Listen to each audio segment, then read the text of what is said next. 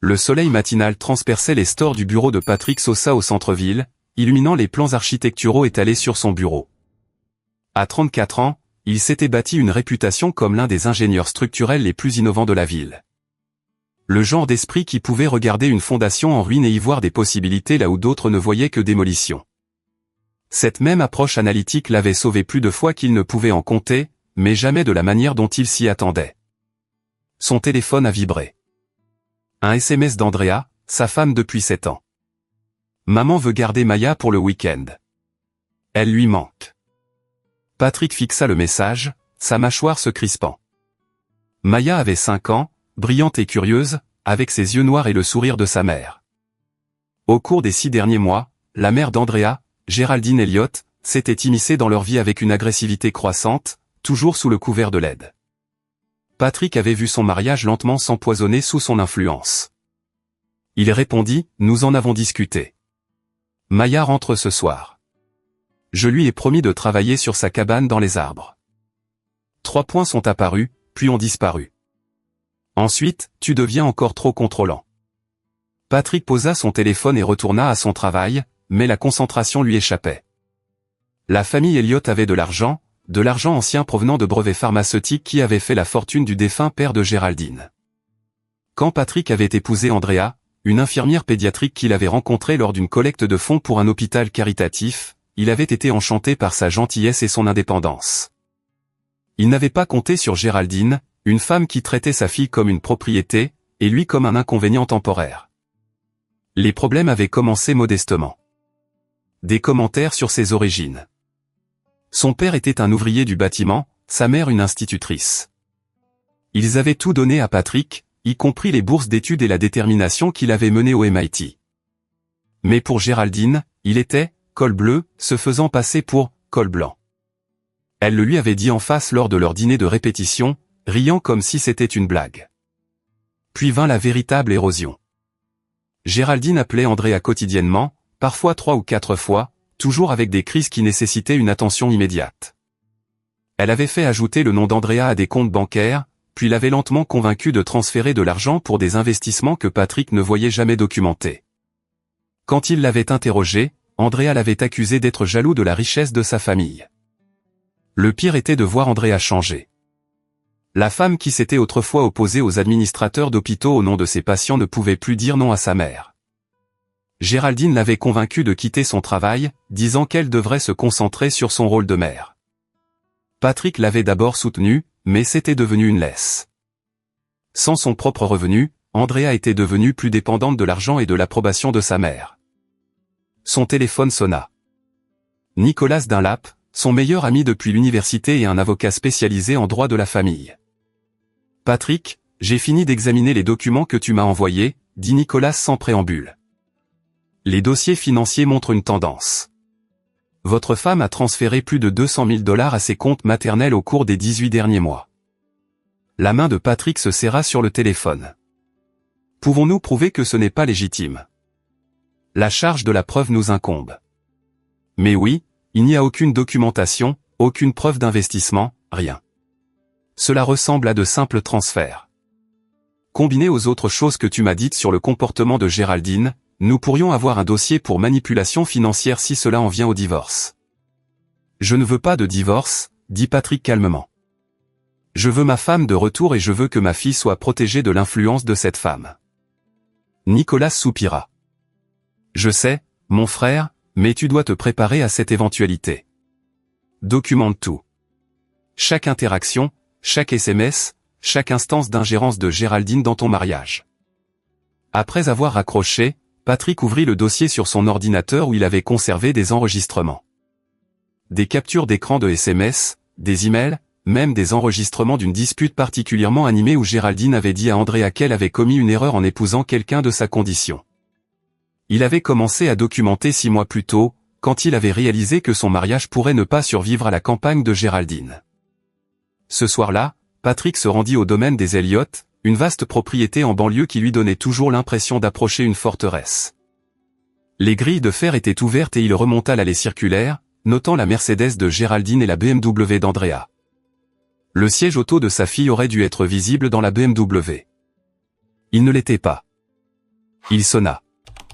Géraldine ouvrit, ses cheveux argentés parfaitement coiffés, portant des perles à 18 heures comme si elle attendait le gouverneur. Patrick, dit-elle, son sourire n'atteignant pas ses yeux. Nous ne vous attendions pas. Je suis là pour Maya. Andrea a dit que vous la vouliez pour le week-end, mais nous avions des plans. Andrea se repose. Elle a eu mal à la tête toute la journée. Géraldine ne bougea pas de l'entrée.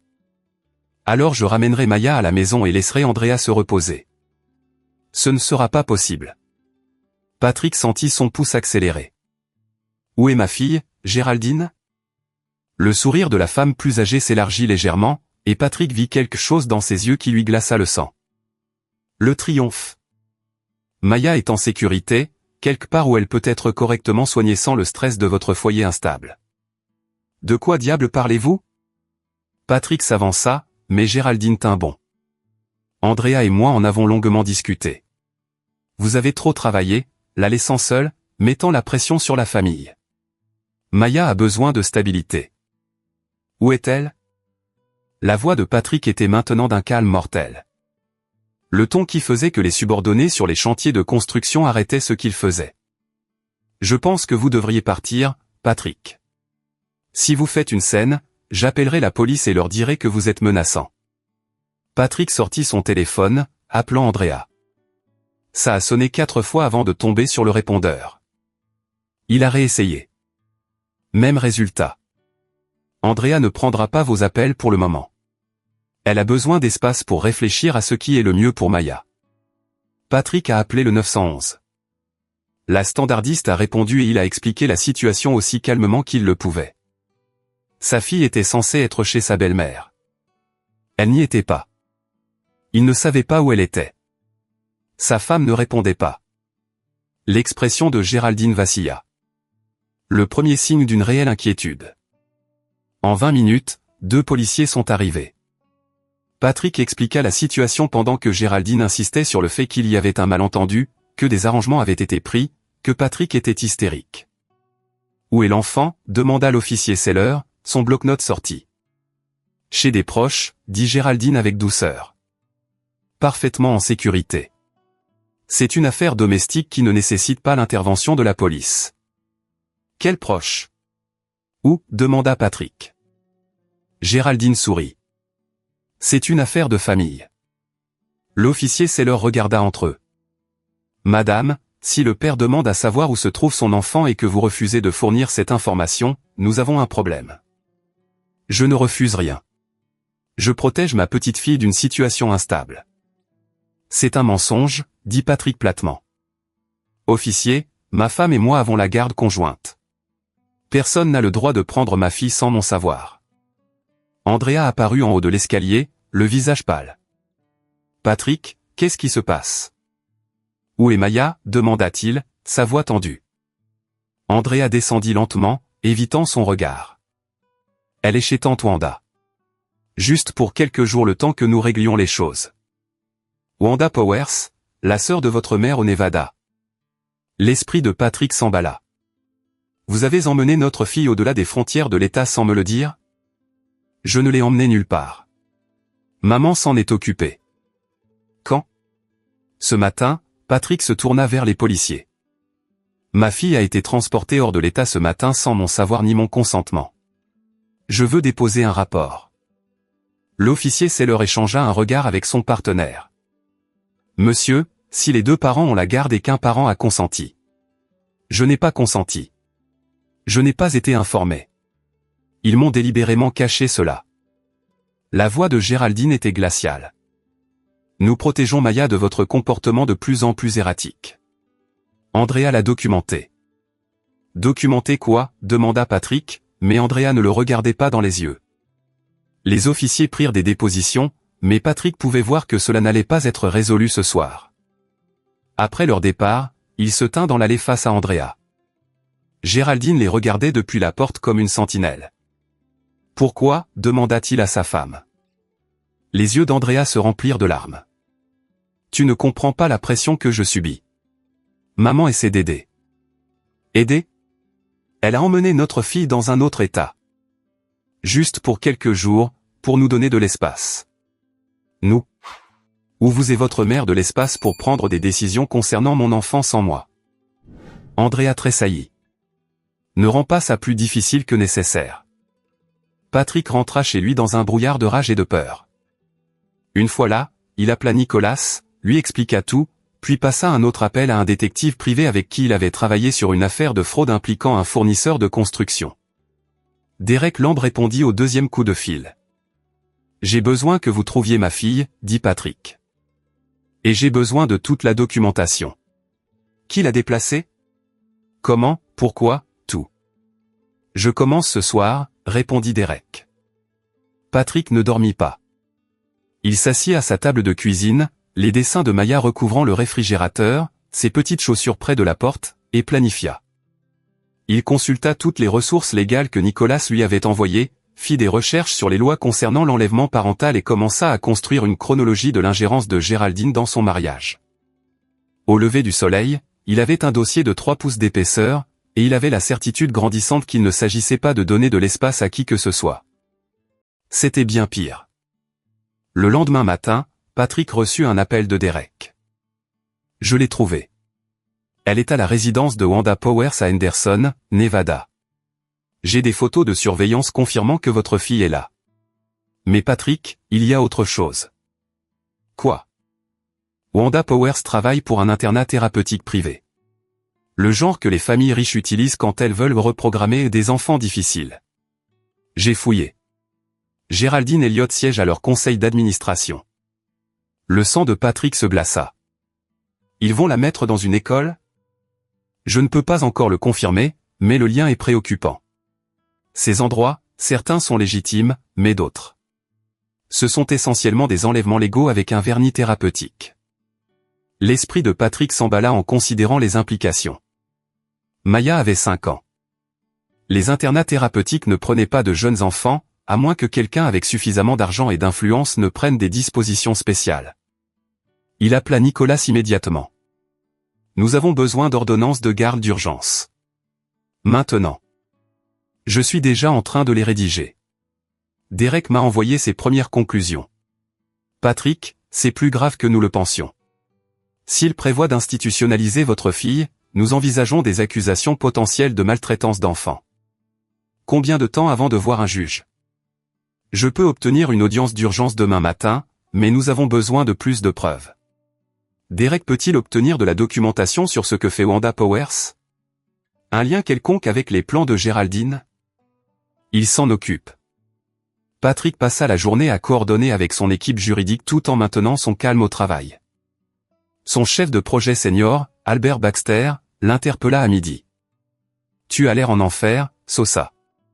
Tout va bien ?» Patrick faisait confiance à Albert. L'homme avait 20 ans d'expérience sur le terrain et une approche directe de la résolution de problèmes. Urgence familiale. Je pourrais avoir besoin de quelques jours la semaine prochaine. Ce dont tu as besoin, la famille passe avant tout. En soirée, Derek avait envoyé un dossier de documents. Des emails entre Géraldine et Wanda discutant des options de traitement pour les jeunes enfants à problème. Des brochures pour un établissement appelé New Horizon Youth Academy, spécialisé dans l'intervention précoce pour les troubles du comportement. Et une note manuscrite de Géraldine à Wanda, nous devons agir avant que Patrick n'interfère. Andrea est d'accord, mais elle est fragile. Une fois que Mia sera installée dans le programme, Andrea comprendra que c'est pour le mieux. Patrick lut la note 3 fois, ses mains tremblantes. Il ne prévoyait pas une visite de week-end. Il prévoyait d'institutionnaliser sa fille pour convaincre sa femme que Maya devait être enfermée dans un établissement pour l'effacer de la vie de son enfant. Il appela Andrea. Elle répondit au 5e coup. « Je sais ce que votre mère prépare, dit-il calmement. » Silence.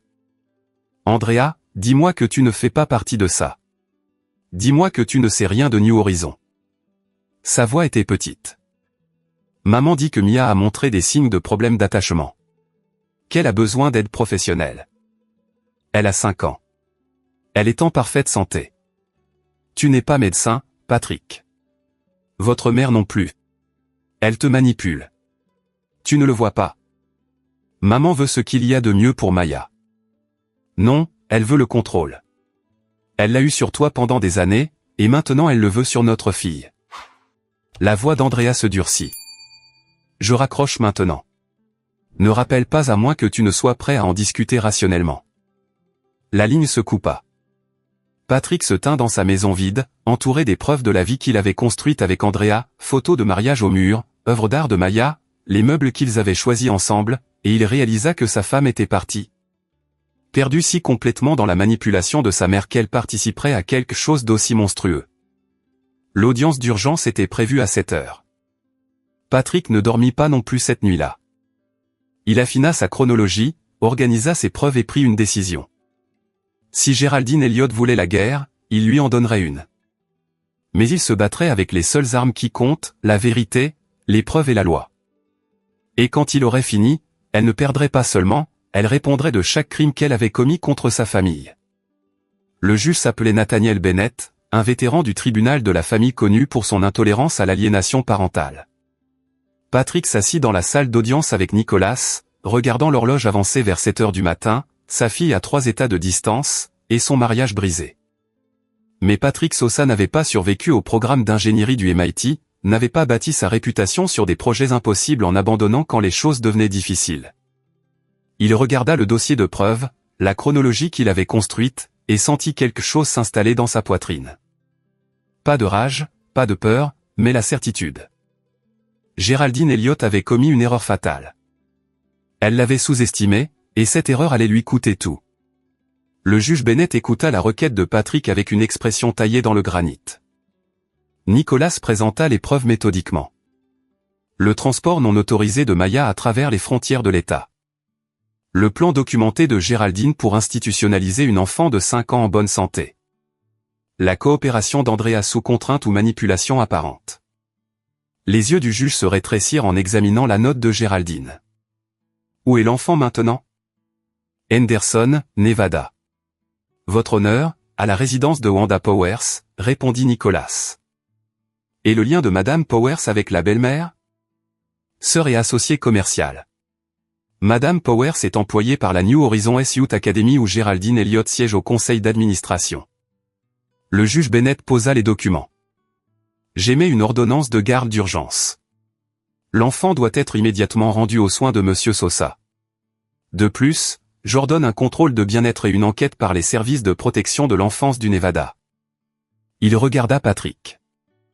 Monsieur Sosa, je vous accorde la garde exclusive temporaire en attendant une audience complète. Votre femme et sa mère ont interdiction de contacter l'enfant mineur sans supervision. Patrick sentit quelque chose se libérer dans sa poitrine. Merci, votre honneur. Ne me remerciez pas encore. Ceci est préliminaire. L'audience complète déterminera les arrangements permanents. Mais Monsieur Sosa, l'expression du juge était féroce. Si même la moitié de ce qui est allégué ici est vrai, quelqu'un va en prison. En moins de 6 heures, Patrick était à bord d'un vol pour Las Vegas, louant une voiture pour se rendre à Henderson. Derek avait fourni l'adresse exacte de Wanda Powers, et les services de protection de l'enfance du Nevada étaient déjà sur place lorsque Patrick arriva avec une escorte policière locale et des copies de l'ordonnance du juge Bennett. La maison était une modeste demeure de banlieue, rien à voir avec le domaine des Elliott. Wanda Powers ouvrit la porte, sa ressemblance avec Géraldine était frappante, les mêmes yeux froids, le même sourire étudié. Monsieur Sosa, c'est une affaire régulière, où est ma fille? Patrick brandit l'ordonnance du tribunal. J'ai une directive de garde. Une travailleuse des services de protection de l'enfance, une femme nommée Erika Gilles, s'avança. Madame, nous devons voir l'enfant immédiatement. Le calme de Wanda se fissura légèrement. Elle fait la sieste. Réveillez-la. Ce qui se passa ensuite resta à jamais gravé dans la mémoire de Patrick. Wanda les conduisit à l'étage dans une chambre où Maya était allongée sur un lit, vêtue de vêtements inconnus. Quand elle vit Patrick, son visage se transforma. Papa. Elle courut vers lui et Patrick la prit dans ses bras, sentant son petit corps trembler de sanglots. C'est bon, mon bébé. Je te tiens. Tu es en sécurité. Je veux rentrer à la maison, murmura-t-elle. Ils ont dit que je devais rester ici longtemps. Ils ont dit que tu ne voulais plus de moi. La vision de Patrick devint rouge sur les bords, mais il garda sa voix calme. C'est un mensonge, Maya. Je te voudrais toujours. Toujours. Erika Gilles documentait tout, son expression devenant de plus en plus sombre. Monsieur Sosa, je dois interroger votre fille en privé. Bien sûr. Il attendit dans le salon pendant que Maya parlait avec Erika. Wanda était assise, rigide, sur le canapé, son téléphone vibrait à plusieurs reprises, sans doute Géraldine, appelant pour des nouvelles. L'officier de police se tenait près de la porte, la main près de sa ceinture, observant Wanda comme si elle pouvait s'enfuir. Quand Erika ressortit 30 minutes plus tard, son visage était pâle. Elle fit signe à Patrick de sortir. Monsieur Sosa, votre fille a révélé des choses très préoccupantes. Elle dit qu'on lui a dit qu'elle resterait ici de façon permanente, que vous l'aviez donnée parce qu'elle était trop difficile. Elle dit que Miss Powers et une autre femme ont discuté d'une école où les enfants difficiles apprennent à se comporter. A-t-elle dit autre chose? Erika hésita. Elle a dit que sa grand-mère lui avait dit que si elle n'y allait pas volontairement, il devrait la faire comprendre. Monsieur Sosa, j'ouvre une enquête formelle. Ce n'est pas seulement une ingérence dans la garde. Cela semble être de la maltraitance psychologique d'un mineur. Patrick hocha lentement la tête. De quoi avez-vous besoin de ma part maintenant? Ramenez votre fille à la maison. Je coordonnerai avec vos services de protection de l'enfance locaux et la police.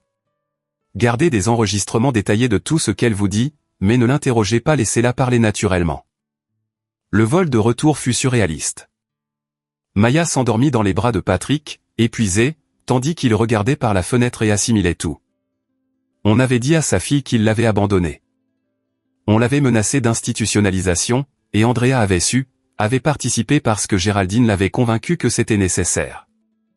De retour chez lui, Patrick installa Maya dans sa chambre avec ses animaux en peluche préférés et sa veilleuse. Elle s'accrocha à lui, craignant qu'il ne disparaisse. « Je ne vais nulle part, promit-il. Tu es en sécurité maintenant. » « Où est maman ?» Le cœur de Patrick se serra. « Maman a fait des erreurs, ma chérie. Mais je vais tout arranger. » « Grand-mère Géry est méchante ?» Patrick choisit ses mots avec soin. « Grand-mère Géry a fait des choses qui t'ont blessé.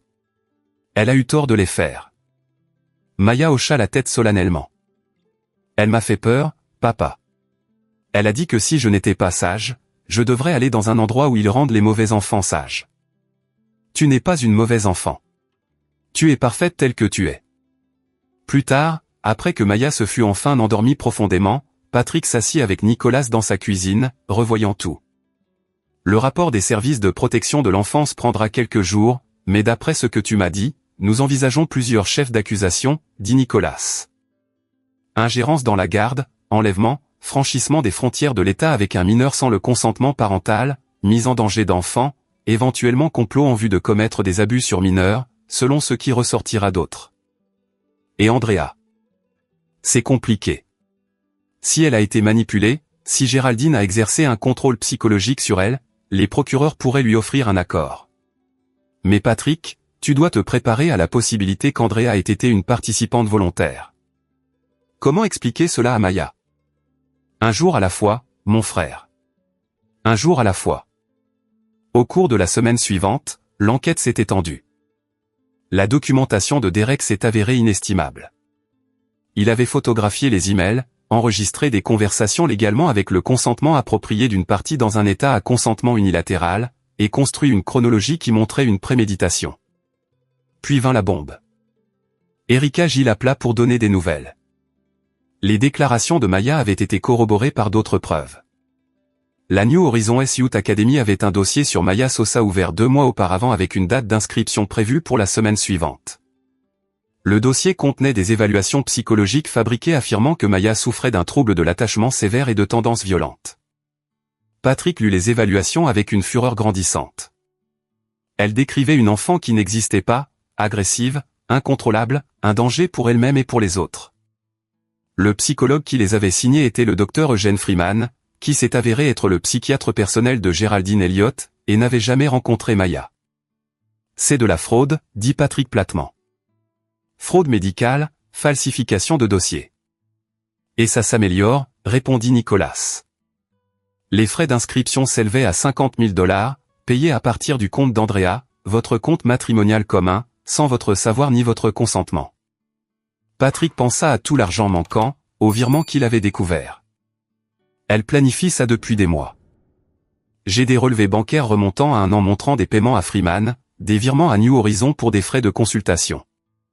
Géraldine a orchestré tout ça, et Andrea a soit participé volontairement, soit été tellement sous le contrôle de sa mère qu'elle ne pouvait pas voir qu'elle commettait des crimes. Le bureau du procureur a agi rapidement après avoir examiné les preuves. En 2 semaines, des accusations formelles ont été déposées contre Géraldine Elliott, ingérence dans la garde, enlèvement, franchissement des frontières de l'État avec un mineur sans consentement parental, mise en danger d'enfants, complot en vue de commettre des abus sur mineurs. Complot en vue de commettre une fraude médicale, fraude électronique. Des accusations contre Wanda Powers, tentative d'institutionnalisation illégale d'un mineur, ingérence dans la garde, mise en danger d'enfants, complot. Des accusations contre le docteur Eugène Freeman, fraude médicale, falsification de dossiers médicaux, complot en vue de commettre des abus sur mineurs.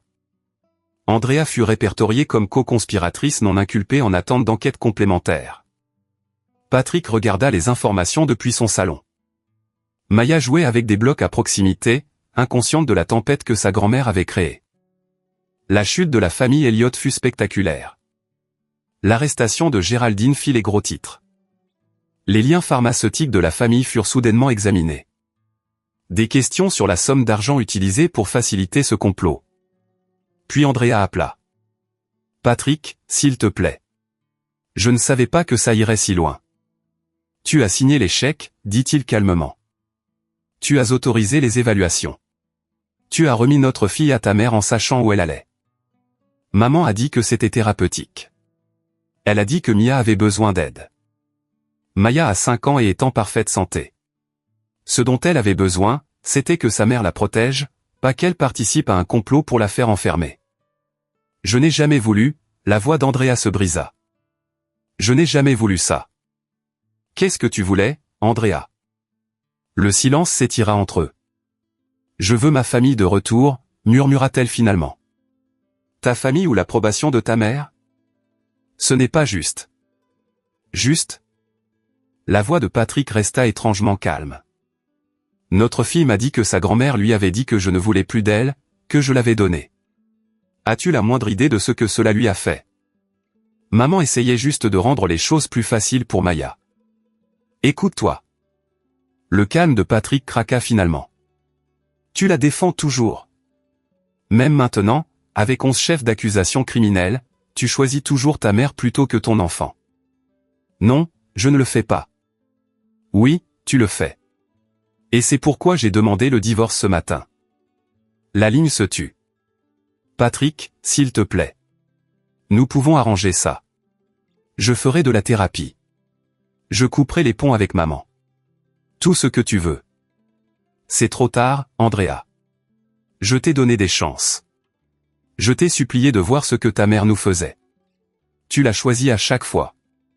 Et quand il a fallu choisir, tu l'as choisi au détriment de la sécurité de notre fille. Je suis sa mère.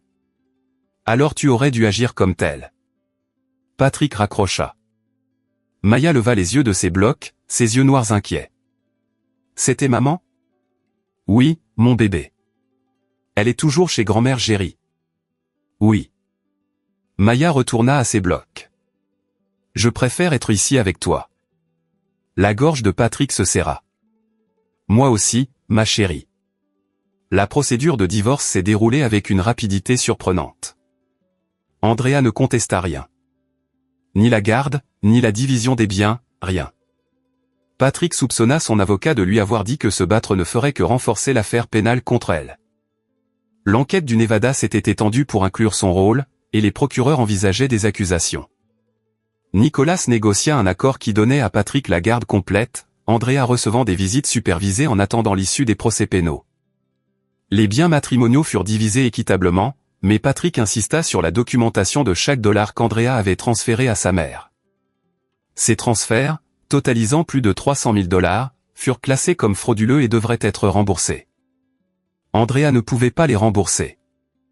Elle n'avait pas d'emploi, pas de revenus, et les avoirs de sa mère étaient gelés en attendant les procédures pénales. Elle devrait déposer le bilan. L'audience finale du divorce fut prévue 30 jours après le dépôt, accélérée en raison des affaires pénales. Patrick s'assit dans la salle d'audience avec Nicolas. Andrea en face dans l'allée avec son avocate, une jeune femme nommée Britney Simon, qui semblait préférer être n'importe où ailleurs. Le juge Bennett présida de nouveau. Il examina les termes de l'accord d'un œil critique. Monsieur Sosa, vous demandez la garde légale et physique complète avec des visites supervisées pour mademoiselle Sosa. Oui, votre honneur. Mademoiselle Sosa, contestez-vous cet arrangement? La voix d'Andrea était à peine audible. Non, votre honneur. Comprenez-vous que vous renoncez à vos droits parentaux de prendre des décisions concernant le bien-être, l'éducation et les soins médicaux de votre fille? Oui, votre honneur. Le juge Bennett la regarda longuement. Mademoiselle Sosa, j'ai examiné les dossiers de l'affaire pénale. J'ai lu les déclarations de votre fille. Avez-vous quelque chose à dire avant que je ne finalise ce décret? Andrea se leva, les mains tremblantes. J'ai commis une terrible erreur. J'ai fait confiance à la mauvaise personne. Je pensais aider ma fille, mais j'avais tort. J'avais tellement tort. Elle regarda Patrick, les larmes coulant sur son visage. Je suis désolé. Je sais que cela ne règle rien, mais je suis désolé. Patrick ne ressentit rien. Ni colère, ni tristesse, juste un vaste vide là où son amour pour cette femme avait autrefois résidé. L'expression du juge Bennett était de granit. Mademoiselle Sosa, vous avez participé à un complot visant à institutionnaliser votre fille de 5 ans en bonne santé sur la base de dossiers médicaux fabriqués. Votre mère l'a orchestré, mais vous l'avez permis. Vous avez signé les chèques. Vous avez remis votre enfant. Je ne sais pas si vous avez été manipulé ou complice, mais le résultat est le même. Vous avez trahi la confiance et la sécurité de votre fille. Andrea sanglotait ouvertement maintenant. Cependant, continua le juge, vous coopérez avec les procureurs et vous n'avez pas contesté cet arrangement de garde. J'approuve l'accord. Garde complète à Monsieur Sosa. Mademoiselle Sosa, vous aurez des visites supervisées de 2 heures un samedi sur 2 en attendant une réévaluation après la conclusion des procès pénaux. Si vous êtes inculpé et condamné, les visites seront suspendues. Merci, votre honneur, murmura Andrea. Ne me remerciez pas, remerciez votre ex-mari de ne pas avoir demandé la cessation complète de vos droits parentaux, ce qu'il serait justifié de demander. Le marteau retomba. Patrick Sosa sortit de ce tribunal, père célibataire avec la garde complète de sa fille. Son mariage de 7 ans fut dissous en 30 jours. Dehors, Andrea l'approcha. Son mascara coulait. Patrick, puis-je la voir? Juste une minute. Pas aujourd'hui, s'il te plaît. Je veux juste lui dire que je l'aime. Tu aurais dû y penser avant de laisser ta mère te convaincre de l'envoyer au loin. Je sais. Je sais que je l'ai trahi, mais c'est toujours ma fille. Patrick observa la femme qu'il avait autrefois aimée, cherchant à retrouver la moindre trace de la personne qu'elle avait été. Vous aurez vos visites supervisées. C'est tout ce que le tribunal a accordé, et c'est plus que ce que vous méritez. Il s'éloigna, laissant Andrea seule sur les marches du palais de justice. Les procès pénaux commencèrent 3 mois plus tard. L'accusation avait monté un dossier en béton, avec des preuves qui stupéfièrent même les observateurs judiciaires vétérans. Géraldine Elliott avait dépensé plus d'un demi-million de dollars pour exécuter son plan de retirer Maya de la vie de Patrick. La trace de l'argent montrait des paiements au Dr Freeman, à New Horizon, à des enquêteurs privés qu'elle avait engagés pour construire un faux dossier d'inaptitude de Patrick, et même à une entreprise de relations publiques pour gérer le récit si son plan réussissait. Patrick assista à chaque jour du procès, assis dans la galerie avec un carnet, documentant tout. Maya restait avec ses parents. Sa mère, Rosie Sosa, avait emménagé temporairement pour aider à la garde des enfants, pendant que Patrick naviguait dans les procédures judiciaires. L'accusation appela témoin après témoin. Erika Gilles témoigna des déclarations de Maya et des dommages psychologiques qui lui avaient été causés. Derek Lamb présenta les résultats de son enquête. Des analystes financiers détaillèrent les transferts d'argent, et l'ancienne assistante du Dr Freeman, une femme nommée Grace Rose, fournit un témoignage accablant sur la façon dont Freeman avait créé le faux profil psychologique de Maya sans jamais la rencontrer. Le Dr Freeman a dit que c'était une courtoisie professionnelle pour Madame Elliott, témoigna Grace. Il a dit qu'elle était une vieille amie et que sa petite fille avait besoin d'aide. Il n'a jamais remis en question l'éthique de la chose. Il a juste fait ce qu'elle lui demandait. La défense tenta de dépeindre Géraldine comme une grand-mère préoccupée, mais les preuves étaient accablantes. Les emails montraient la préméditation, le calcul et une volonté glaçante de détruire la santé mentale d'un enfant pour le contrôle. Le moment que tout le monde attendait arriva le 8e jour. Géraldine Elliott prit la barre. Elle était posée, provocante, vêtue d'un élégant tailleur bleu marine. Son avocat, un avocat de la défense très cher nommé Marvinès, la guida à travers un récit de préoccupations et de bonnes intentions. « Madame Elliott, pourquoi avez-vous cru que votre petite-fille avait besoin d'une intervention thérapeutique ?» Maya montrait des signes de détresse. Son père travaillait des heures excessives. Sa mère était en difficulté. « Je voulais aider. » « Avez-vous eu l'intention de nuire à votre petite-fille ?»« Absolument pas. Tout ce que j'ai fait était par amour. » Puis vint le contre-interrogatoire. La procureure, une femme nommée Kendra Harrison, réputée pour détruire les témoins, s'approcha avec un dossier. « Madame Elliott, vous avez témoigné avoir agi par amour pour votre petite-fille. Est-ce exact ? » « Oui. » « Alors pourquoi avez-vous dit à Maya que son père ne la voulait plus ?» Le calme de Géraldine vacilla. « Je n'ai jamais dit ça. Nous avons le témoignage de Maya Sosa corroboré par les déclarations de Wanda Powers selon lesquelles vous avez dit à l'enfant que son père l'avait abandonné. Maya ment elle ? Elle a peut-être mal compris. Elle a 5 ans. Madame Elliott, avez-vous ou non dit que son père ne la voulait plus ? J'ai peut-être suggéré que son père était trop occupé pour s'occuper d'elle correctement, ce qu'une enfant de 5 ans interpréterait comme un abandon. Correct ? Je suppose. Kendra brandit des documents. Ce sont des emails entre vous et le docteur Freeman discutant du plan de traitement de Maya. Dans un email daté de 3 mois avant que vous ne l'emmeniez au Nevada, vous écrivez « Nous devons établir une trace écrite montrant l'inaptitude de Patrick. Une fois que nous aurons Maya dans le programme, il n'aura plus le droit légal de la retirer. » Madame Elliott, cela ressemble-t-il à un acte d'amour ? Le visage de Géraldine se durcit. Je protégeais ma petite-fille d'un père inadapté. Inadapté ? Comment ? Monsieur Sosa a une carrière réussie, aucun casier judiciaire, aucun antécédent d'abus ou de négligence. Qu'est-ce qui le rendait inadapté ? Il n'est pas de notre monde. Il ne comprend pas comment élever correctement un enfant dans notre famille. La salle d'audience se tut. Patrick sentit Nicolas se tendre à côté de lui. Pas de votre monde, répéta Kendra. Vous voulez dire parce que ses parents étaient un ouvrier du bâtiment et une enseignante ? Parce qu'il a travaillé dur pour obtenir son diplôme du MIT au lieu d'hériter de la richesse ? Ce n'est pas ce que je...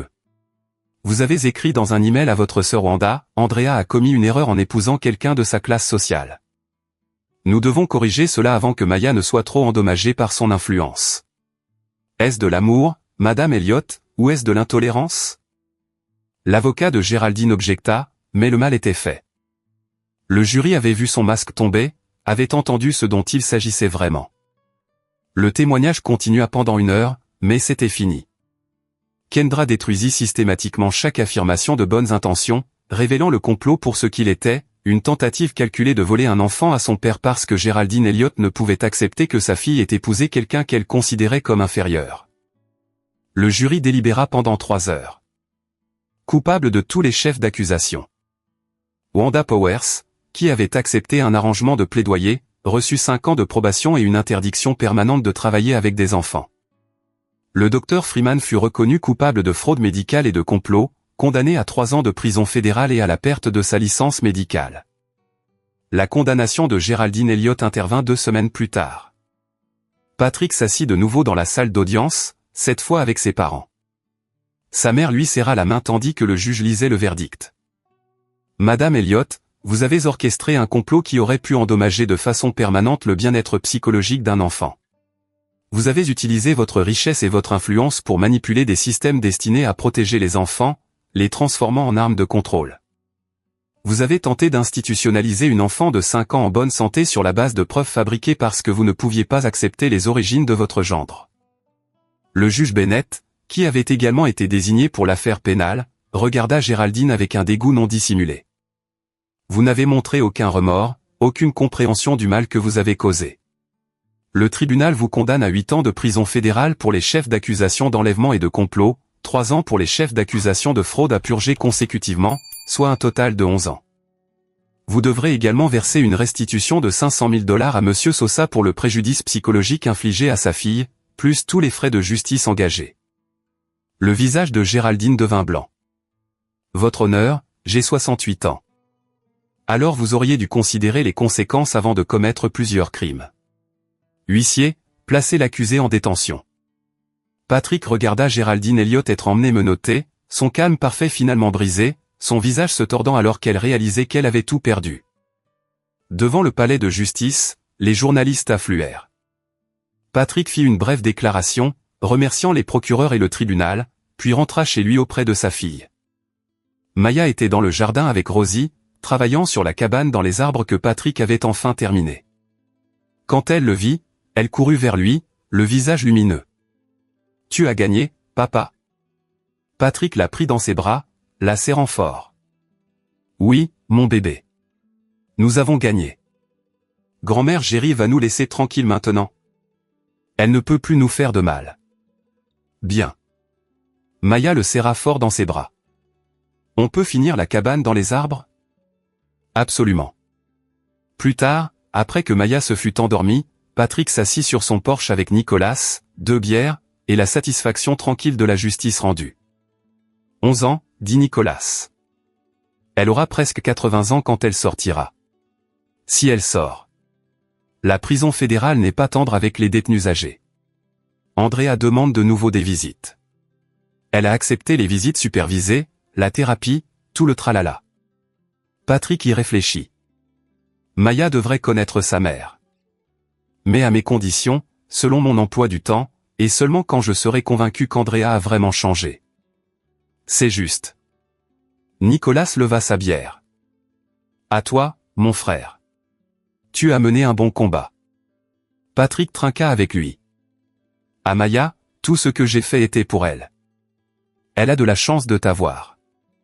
Patrick regarda par la fenêtre la silhouette endormie de sa fille, visible depuis la porte de sa chambre.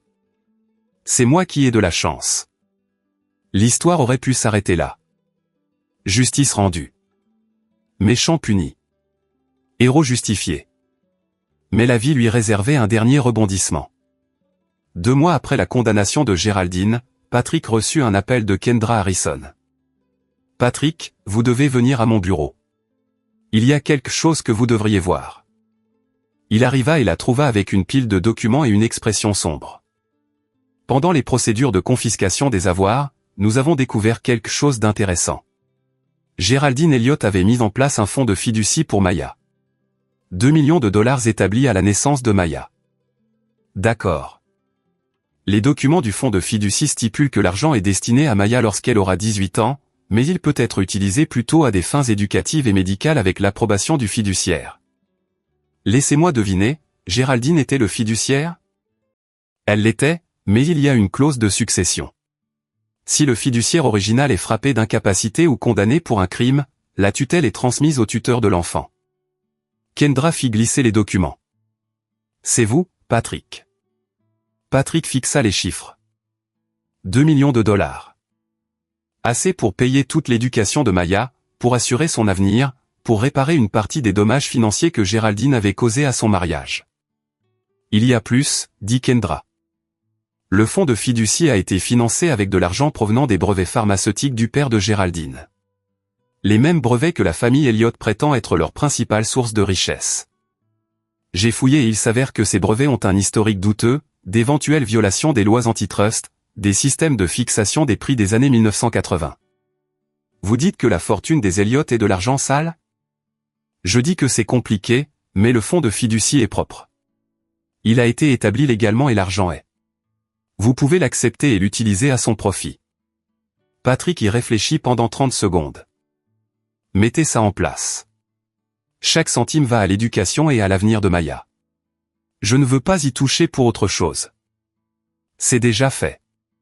Je me doutais que vous diriez ça. Les mois passèrent. Maya commença la première année, se fit des amis, rejoignit des cours de football et d'art.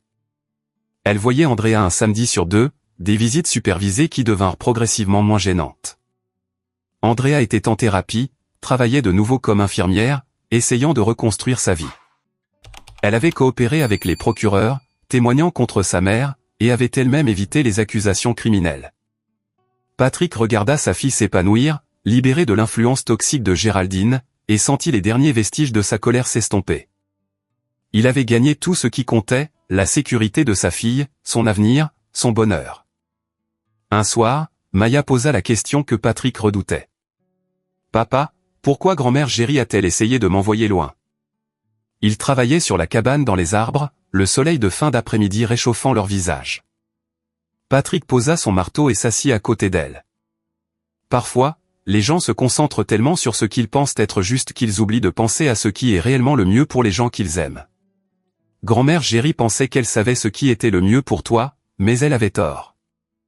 Était-elle méchante parce qu'elle ne t'aimait pas? Patrick choisit ses mots avec soin. Grand-mère Géry avait des idées sur la façon dont les gens devraient vivre qui n'étaient pas très gentilles. Elle pensait que certaines personnes étaient meilleures que d'autres à cause de leur origine ou de la quantité d'argent qu'elles avaient. Et quand ta mère m'a épousé, grand-mère n'a pas aimé ça. C'est bête. Tu es le meilleur papa du monde. La gorge de Patrick se serra. Merci, mon bébé. Est-ce que je devrais la voir quand elle sortira de prison? Pas si tu ne veux pas. Et ce ne sera pas avant longtemps. Maya hocha la tête, satisfaite, et retourna à enfoncer des clous dans le bois. Patrick la regarda. Cette petite fille résiliente, brillante, qui avait survécu à un traumatisme et en était ressortie plus forte. Son téléphone vibra. Un SMS de Nicolas. Appel rejeté. La peine de Géraldine est maintenue. C'est vraiment fini. Patrick répondit. Merci pour tout. Tu as fait le plus dur. J'ai juste rempli les papiers. Patrick remit son téléphone dans sa poche et aida Maya à finir la balustrade de la cabane dans les arbres. Quand ils eurent terminé, elle grimpa à l'intérieur et regarda le jardin, son visage rayonnant de joie. C'est la meilleure cabane dans les arbres du monde, papa. Tu as aidé à la construire. Ça la rend spéciale. Je peux dormir ici ce soir? Attendons que tu sois un peu plus grande. D'accord. On peut dîner ici? Absolument. Ce soir-là, Patrick et Maya mangèrent des sandwichs dans la cabane dans les arbres pendant que le soleil se couchait, peignant le ciel d'orange et d'or. Maya jacassait sur sa journée, sur ses amis, sur le projet artistique sur lequel elle travaillait. Normal, sain, heureux. Patrick écoutait, posait des questions, riait à ses blagues, et ressentait une paix qu'il n'avait pas connue depuis des années. Il avait perdu son mariage, dépensé des centaines de milliers en frais de justice, enduré des mois de stress et de peur. Mais il avait sauvé sa fille, et au final, c'était la seule victoire qui comptait. Géraldine Elliott avait tenté d'utiliser sa richesse, son influence et sa manipulation pour détruire sa famille. Elle l'avait sous-estimé à chaque tournant, son intelligence, sa détermination, son amour pour sa fille. Et cette sous-estimation lui avait coûté tout, sa liberté, sa réputation, sa famille, son avenir. Patrick Sosa avait mené un bon combat. Il avait utilisé la loi, l'épreuve et la vérité comme ses armes. Il avait été patient quand il voulait exploser de rage, stratégique quand il voulait s'en prendre aux autres, et implacable quand d'autres auraient abandonné. Et il avait gagné, non pas parce qu'il était puissant, riche ou connecté, mais parce qu'il était un père qui aimait sa fille plus que tout au monde. Et au final, cet amour avait été plus fort que tout l'argent et tous les stratagèmes de Géraldine Elliott. Maya s'endormit dans la cabane dans les arbres, la tête sur l'épaule de Patrick. Il la porta à l'intérieur, l'aborda et se tint à l'entrée de sa chambre, la regardant respirer. Cette précieuse fille qui avait traversé l'enfer et en était ressortie souriante. Demain, il retournerait au travail, à construire des structures qui dureraient des générations. Mais ce soir, il construirait quelque chose de plus important. Une vie où sa fille serait en sécurité, aimée et libre. Et c'était suffisant. Came in clutch. Every single person in that room on that day, the 6 of us, everyone in there, passed that station.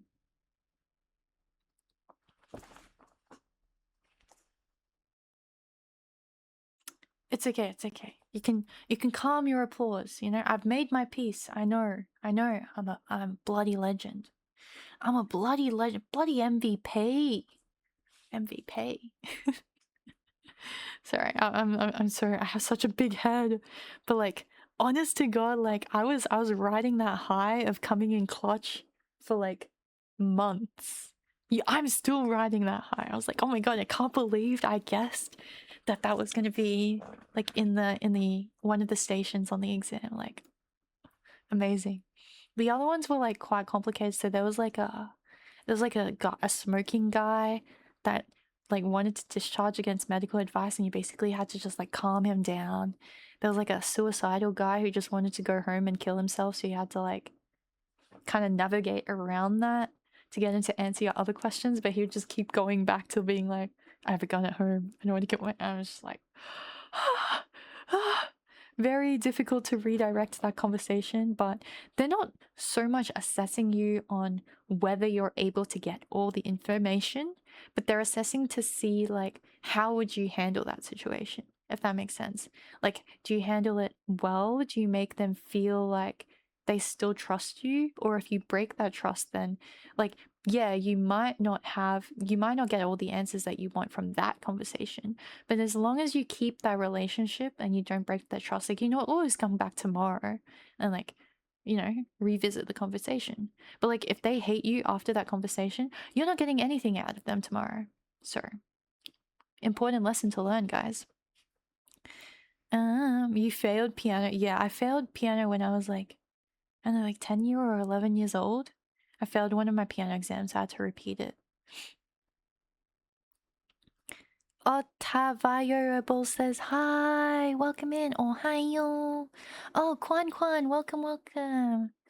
Is Quan Quan a streamer? I don't know. Lots of people seem to know Quan Quan. Are you a streamer? Oh my God, I literally can't tell.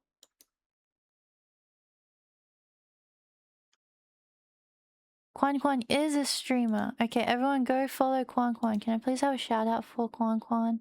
Thank you. What's the percentage to pass? It used to be like 50 something percent, but they recently changed the exam to paper to stop people using AI to cheat. So the pass mark was like, it's like 30 something or 40 something. It was like really bad. I thought Flinders Uni offers Doctor of Medicine. Yeah. I'm a Flinders kid.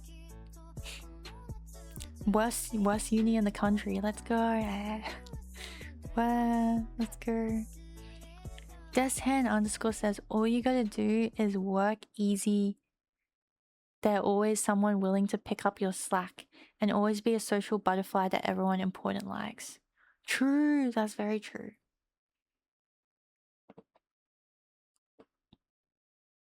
Hello, Quan Quan. I'm long retired. Okay, never mind. Oopsies. Hello, Leela Loon X. Welcome in. Hello. Oh my God, Altos. Altos coming in with the congrats. Nice. Welcome. Oh, posture check. Sorry.